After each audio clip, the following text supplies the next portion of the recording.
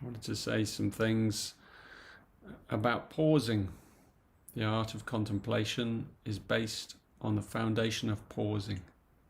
What does it mean to pause? And read a little from my book, The Art of Contemplation, available on Amazon. Creating pauses. A major part of the art of contemplation is to engage your own spirit of creativity. It's up to you how you create more pauses in your day. Pausing is a form of self-discipline, and it takes some time to re-imprint the habit in your life. However, once we've begun the process, it can be fun and revealing. So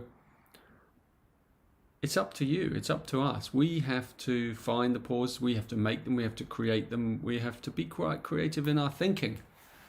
We have to enjoy the process a little bit. It's a bit of a dance. And there are many types of pauses. Pausing does not necessarily mean that you have to stop moving and remain still. This is the real point I'd like to make today. This is only one aspect of pausing. Another type of pause is the transitionary pause between one event in our life and the next. For example, walking to work can be a pause. It all depends on how you walk. If you rush headlong down the street while at the same time gazing at your phone, this is not creating a pause. If, however, you saunter along the road at a leisurely pace, enjoying the fact that you're truly savouring this moment, then perhaps your lips will curl into a smile, and for a few moments you'll feel truly free and relaxed. And in the book I talk about these moving pauses. There are many moving pauses in our lives, walking, running, shifting from one thing to another. Anything that breaks the monotony of our ceaseless activity can be classified as a pause. The trick is to notice them.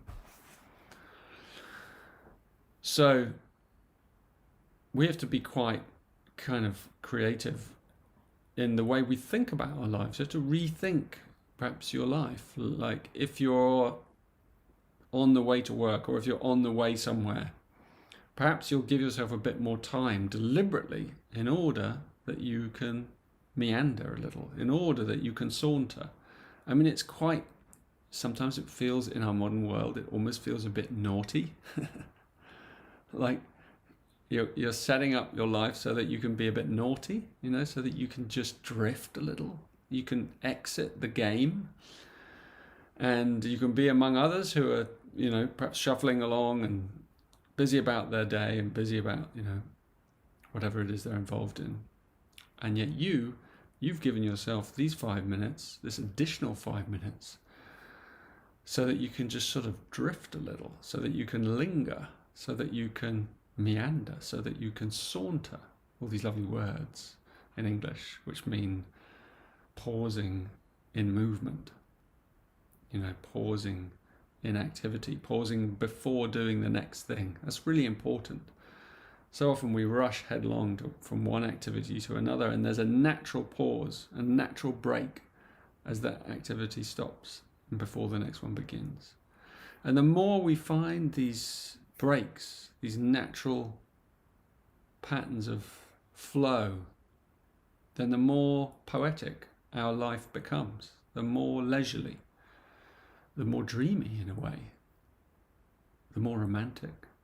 Because we notice more around us. We pick up on the aesthetics, the beauty, the light, even on a grey day down here in England, if you're really paying attention, today's quite nice actually, but if you're really paying attention, there's such exquisiteness in the tonality of the light as it falls on a branch, or as it falls on someone's face, or on the dishcloth.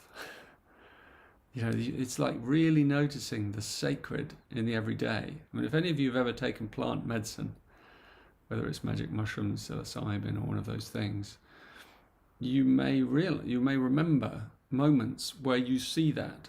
You see, because you're more dialed in, you see in the most mundane things absolute beauty. And this is not something that requires an additional chemistry. This is part of something that we can develop inside us. It's an aspect of our perception that we can enhance through the self-discipline that comes from the art of contemplation. Contemplation is an amazing tool because it is an art. You know, it is not a science, it is an art. And like all art, we have to go back creatively into it anew each day. And we create something, we sculpt our day, our life, according to the poetic laws that we find, that we notice, that we see operating around us. So if you're in the midst of the city and the hubbub and the craziness, there's great, great beauty in the dreariest office, in the greyest, exhausted faces of the train on the way home. You know, it's great beauty if we can look, if we can see it.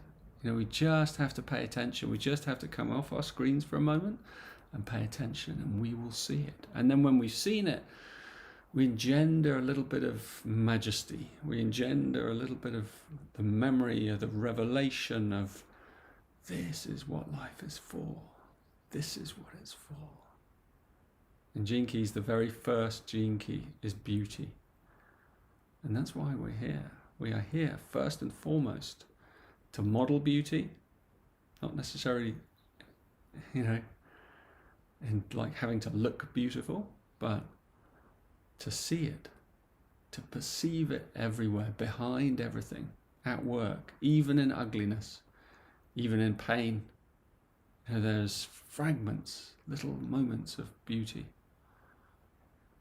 And the art of contemplation teaches us how to see them.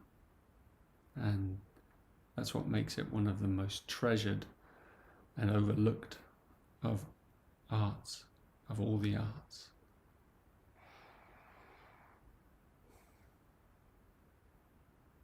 So go out there into your lives and sculpt a poetic life using the art of contemplation. And you'll see that you'll be spreading light wherever you go.